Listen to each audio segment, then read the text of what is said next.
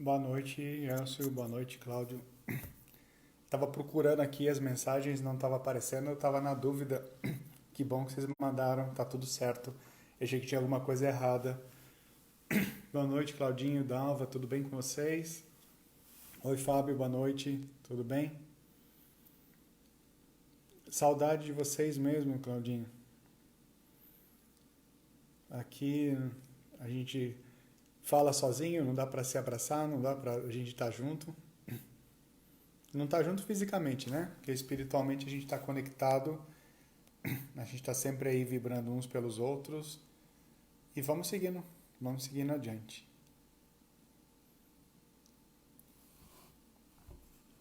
Tô com a minha colinha aqui do lado. O som tá bom, né? Tá dando pra ouvir, tá tranquilo.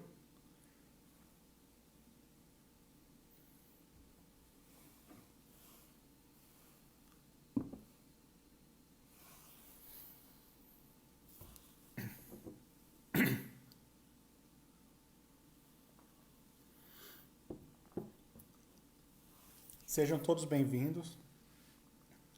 Hoje o nosso bate-papo. Obrigado, Nádia. Obrigado pelo retorno. Oi, Vec, tudo bem? Boa noite. Nosso bate-papo de hoje é do capítulo 11 do Evangelho segundo o Espiritismo. Nesse capítulo 11 tem um item lá, é um item curtinho, mas eu sinto que são palavras muito profundas. É uma mensagem que para mim soou uma mensagem bem direta, uma mensagem bem profunda que convida a gente a muitas reflexões.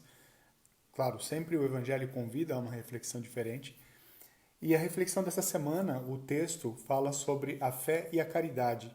Ele faz parte, como eu já disse para vocês, do capítulo 11 do Evangelho segundo o Espiritismo. E o capítulo 11 é aquele que fala sobre amar o próximo como a si mesmo. Então, dentro do capítulo, ele trata alguns pontos muito interessantes, muito importantes, como, por exemplo, ele fala sobre o egoísmo também. Eu fiquei muito na dúvida entre falar sobre o egoísmo ou falar sobre a fé e a caridade. Mas o assunto que mais chamou a atenção foi esse, da fé e da caridade, e ele foi ditado por um espírito protetor em 1861, ou seja, muito, muito tempo atrás. Esse espírito protetor, na mensagem, vou ler um trechinho aqui, ele nos conta exatamente isso. Eu disse recentemente, meus queridos filhos, que a caridade sem a fé não basta para manter entre os homens uma ordem social capaz de torná-los felizes. Deveria ter dito que a caridade é impossível sem a fé. Na verdade, poderão encontrar impulsos generosos até mesmo entre as pessoas sem religião. Mas a caridade verdadeira, aquela que se pratica com a renúncia constante dos interesses egoístas, somente a fé poderá inspirar. Somente ela nos dá condições de carregar com coragem e persistência a cruz desta vida. Então, nesse primeiro trecho, pelo entendimento das palavras, é um espírito que já havia passado outras comunicações e ele reforça essa mensagem.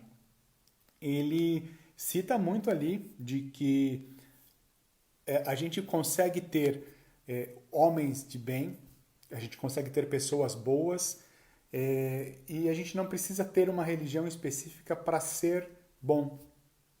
Para ter caridade, a gente não precisa ter uma religião.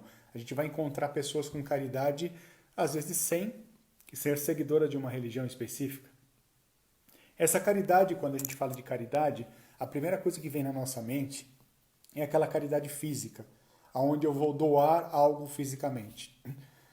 Que a gente nunca esqueça que existe a caridade moral, a caridade de você estar presente com a pessoa, de você doar o seu tempo, de você doar a sua energia, de você ouvir, de você apoiar.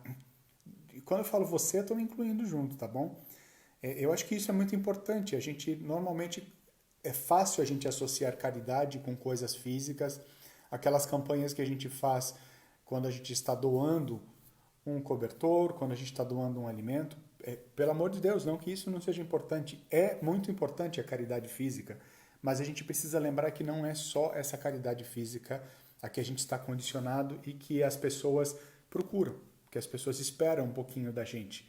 É aquela caridade onde a gente se doa. Então, para a gente ter caridade, como o texto diz e reforçando, a gente não precisa ter uma religião. A gente consegue ter atos de caridade.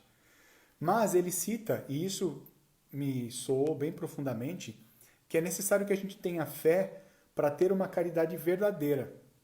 E o que é essa caridade verdadeira? É aquela caridade que permite que a gente renuncie quais são os interesses que a gente tem nos nossos atos de caridade. Pô, mas a gente não tem nenhum interesse quando está praticando a caridade, a gente simplesmente quer ajudar as pessoas. Mas aí eu convido vocês para uma reflexão. E isso, claro, me incluo sempre e fui o primeiro a refletir, por isso estou compartilhando com vocês. Por que a gente tem atos de caridade? Por que a gente doa um pouco do nosso tempo? Por que a gente ouve a outra pessoa? Por que a gente doa algo físico, algo material? Qual que é o sentimento por trás de cada uma dessas nossas atitudes? Oi, travou aqui? Acho que já voltou. Então, justificar apenas para nós mesmos o porquê dessas nossas atitudes, porquê desses nossos atos de caridade, qual o sentimento que está por trás dessa nossa caridade, o que está por trás dessas nossas atitudes. E eu refleti um pouco sobre isso e fiquei pensando, será que o ideal de uma caridade e fé leva a gente num ponto onde a caridade seja algo intuitivo, que a gente não precisa explicar por que a gente tem atos de caridade? A gente não vai precisar mais se questionar por que a gente está apoiando uma pessoa ou não. Dentro desses atos aqui, peraí que a minha cola travou aqui. A gente simplesmente tenha uma caridade que seja. A caridade simplesmente é. E a gente não precisa ficar explicando. Ela esteja presente na gente como, por exemplo, o respirar. A gente não para a todo momento e fala, agora eu vou inspirar, agora eu vou expirar. Então, simplesmente a caridade um dia talvez apenas faça parte do nosso ser e seja tão instintiva, tão natural quanto respirar. O texto ele segue, ele fala sobre os desafios que a gente encontra aqui nessa nossa vida e correlaciona isso com a questão da caridade e da fé. E ele destaca que os desafios que a gente passa aqui quando a gente está encarnado, tudo isso, sejam provas ou sejam expiação, eu coloquei como desafios para juntar tudo numa vez só. Tudo isso são ferramentas que a gente traz com a gente para que a gente possa exercitar a caridade enquanto estamos aqui encarnados. E com isso, a gente não está melhorando ou ajudando uma outra pessoa, mas sim a nós mesmos. Quando a gente está praticando essas atitudes de caridade, quando a gente está se doando, quando a gente vai fazendo isso, a gente tem uma palavra, eu acho sempre interessante, que é o burilamento. A gente está como uma pedra, a gente está se lapidando, a gente está se burilando, a gente está se tornando melhor. Então, os atos de caridade, na verdade, eles não estão fazendo bem, claro, fazem bem ao outro, mas no final estão fazendo bem a nós mesmos, porque é um grande aprendizado para nós. Hoje, se eu perguntar para vocês aqui, quanto é 2 mais 2, a resposta não vem, a gente não precisa nem ficar pensando, já vem a resposta automaticamente na nossa cabeça, como se a gente sempre soubesse matemática. Então, a Fabiana pode explicar isso melhor que eu, mas a gente passa alguns meses ali na escola, no fundamental, no ensino, a gente vai aprendendo a juntar 2 mais 2 e formar o 4. Hoje, para a gente isso é muito natural. E de repente esses exercícios que a gente está fazendo, essas provações, essas expiações que a gente passa enquanto estamos aqui encarnado, são simplesmente aqueles exercícios, como os exercícios de matemática que a gente repetiu várias e várias vezes, até que 2 mais 2 se tornou naturalmente 4 na nossa cabeça. Então, todos esses exercícios que a gente passa, esses desafios, como eu já falei, aqui na nossa encarnação, eles são os exercícios que a gente vai fazendo repetidas vezes, como aqueles exercícios de matemática, até que isso fica gravado na nossa mente. Mas, no nosso caso, eles ficam gravados no nosso espírito. E a gente vai carregar isso conosco para sempre. Então, isso é uma opinião minha, claro.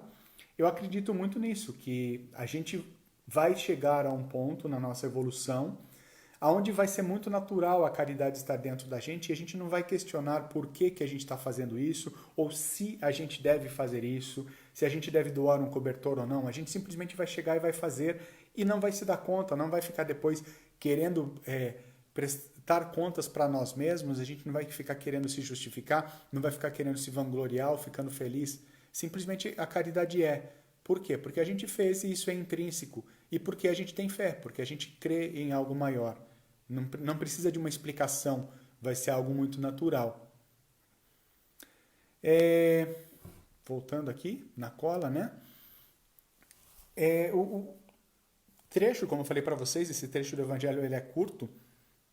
Ele frisa novamente que aqui no planeta a gente não está encarnado para só ter a parte feliz, e a felicidade muito menos está restrita somente às coisas materiais. E ele destaca um ponto muito importante, que a gente não precisa de sacrifícios como os mártires fizeram. A gente não precisa sair doando a nossa própria vida, a gente não precisa cometer sacrifício, a gente não precisa fazer promessas, e a gente não precisa largar tudo que a gente tem, doar tudo, entregar para as pessoas, entregar tudo que a gente tem fisicamente para que a gente seja cristão. Não há necessidade disso. O que a gente precisa e que complementa essa mensagem é a gente se despir de coisas que a gente não percebe que a gente carrega. Então, por exemplo, se despir do nosso egoísmo, se despir do nosso orgulho, se despir da nossa vaidade. Então, são coisas que pesam muito mais do que as coisas materiais. E pesam muito mais porque isso a gente carrega em todo lugar. As coisas materiais a gente deixa inconscientemente em algum lugar. Mas isso que a gente traz dentro do nosso espírito, a gente carrega sempre. E é disso que a gente precisa se despir. A gente precisa largar disso. O caminho que é recomendado pelo Espírito Protetor, e como eu já disse para vocês, ele ditou essa mensagem em 1861. Então está na hora da gente aprender pelo menos um pouquinho de quanto é esse 2 mais 2. O caminho que ele recomenda para a gente é a gente ser inspirado pela caridade, claro, e a gente ser sustentado pela nossa fé. Porque são elas em conjunto que fazem a gente se tornar essa pessoa melhor, a gente se tornar esse homem de bem. E deixo a mensagem aí para a gente ir refletindo durante a semana, para a gente ir refletindo com o passar do tempo. Eu não sei se alguém tem algum comentário, alguma complementação. Como eu disse para vocês, é um trecho do Evangelho curto, mas ele deixa muita reflexão para a gente. Para quem quiser ler depois, só citando novamente, nós falamos sobre amar ao próximo como a si mesmo, no capítulo 11 do Evangelho segundo o Espiritismo, destacando um trechinho ali do item 13, que fala sobre a fé e a caridade. Pessoal que está aí nos acompanhando, agradeço mais uma vez por estarmos aqui, e eu gostaria de convidar vocês agora para um momento de vibrações, para a gente elevar o nosso pensamento. Quem está com um copinho d'água aí, mentalizar para a gente fluidificar essa água. Quem não está com copinho d'água, dá uma corridinha lá, pegar um copo d'água. A gente sempre diz que a água é o meio material mais simples que a gente consegue mentalizar nossas energias, que a espiritualidade consegue transformar e colocar aquilo com que a gente necessita para o nosso melhoramento físico, para o nosso equilíbrio. Então, convido vocês a mentalizarem nesse momento aquelas pessoas que estão precisando de apoio, aquelas pessoas que estão precisando de alguma ajuda. Mentalizem um centro, mentalizem o centro que vocês frequentam, ou um centro que vocês conhecem, uma igreja qualquer que vocês simpatizem. Mentalizem essa pessoa que vocês sabem que estão precisando de ajuda, ou às vezes a gente não sabe, mas a gente sente dentro do nosso coração que tem alguém precisando dessa boa vibração, dessa boa energia. E conecte esse ambiente de paz, esse centro que você conhece, essa igreja, esse local, um local da natureza que te traga paz. Faça essa conexão entre a pessoa que está precisando de boas vibrações e esse local de energia. Vamos pedir para Deus, para Jesus e para os nossos amigos espirituais que possam oferecer o amparo a cada um remédio diferente que precisa nesse momento, a cada um as energias que precisa para o seu melhoramento, para passar por essas provas, pela expiação, que se for possível ajudar a aliviar, se não for possível ajudar a ter paciência, compreensão. Vamos pedir pelas nossas famílias, pelas pessoas que estão próximas a nós. Vamos pedir também pelo mundo, né? Fazendo uma vibração, pedindo que a gente tenha essa transformação efetiva, que a gente consiga ver a melhoria, que a gente consiga ver o progresso, coisas boas. E claro, até agora foi o momento de pedir, mas eu gostaria de falar com vocês do momento de agradecer. Então, agradecer por mais uma terça de estarmos aqui juntos, por mais um dia de vida encarnado que tivemos, né? Porque teremos muito aí, somos imortais, mas agradecer por mais um dia no plano físico, pelas pessoas que a gente encontrou hoje, pelas conexões que a gente fez e pelo nosso aprendizado de hoje. Cada dia é um novo aprendizado, cada dia é mais uma etapa, mais um degrau aonde a gente vai seguindo. Continuando com essa vibração positiva, vamos nos sentir envolvidos pelos nossos amigos espirituais, que vão fluidificando a água que a gente tem, vão dando um passe em cada um que está aqui nos acompanhando, em cada uma das pessoas que a gente vibrou, e que estejamos abertos a receber essa energia, a tranquilizarmos o nosso coração, a nossa mente, e que a gente possa ter confiança, fé e seguir na nossa caminhada, melhorando a cada momento, a cada dia e a cada semana. Eu agradeço vocês, mais uma vez, de estarem conectados aqui com a gente, de estarem conectados no virtual, mas estarem conectados no vibracional, no plano espiritual. Essa corrente de energia, essa corrente de vibração é muito positiva e ajuda a todos nós que estamos conectados. Muito obrigado, uma ótima semana para vocês. Vou esperar uns minutinhos aí para encerrar e a gravação fechar. Que tenhamos uma semana de muita paz e muita luz. Que assim seja.